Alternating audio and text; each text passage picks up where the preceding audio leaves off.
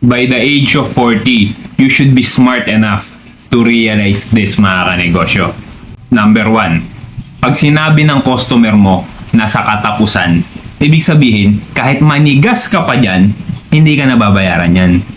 Number 2, pag sinabi niyang pakuha muna, ibig sabihin, pa-arbor naman ng paninda mo. Number 3, pag sinabi niyang huwag mo ng depositohan, ibig sabihin, after 2 weeks, puntahan mo na yung mga bote mo doon sa bahay nila. Number 4, pag sinabi niyang ibabalik niya na lang yung kulang niya, ibig sabihin, abay discounted na yan. Number 5, pag sinabi niyang isisend ko na lang sa GCash mo yung bayad ha, ibig sabihin nun, pautang muna. Number 6, pag nakita mo siya na nilagpasan yung tindahan mo at doon siya sa kabilang tindahan bumili, ibig sabihin nun, may pera siya kanegosyo.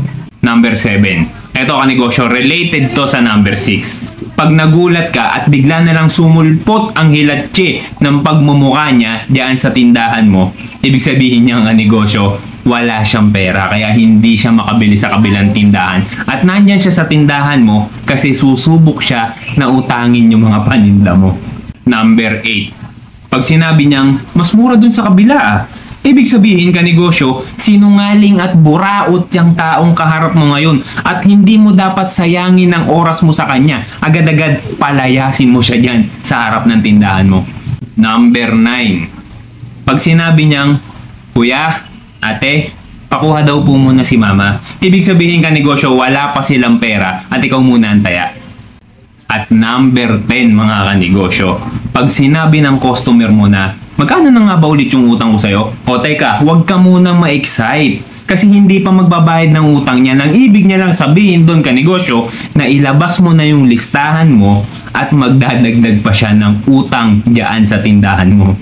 Kaya sa mga veteranong sari-sari store owner dyan, alam ko kayo lang ang makaka-relate dito, no? Ang tawag dyan is sa likod ng mga salita ay may mga nagtatagong salita na kahit hindi mo man marinig, dapat alam mo ang ibig niyang iparating. So mga kanegosyo, ito for good vibes lang naman to. Para hindi tayo masyadong seryoso. So kung nakarelate ka, comment ka dyan sa baba, no?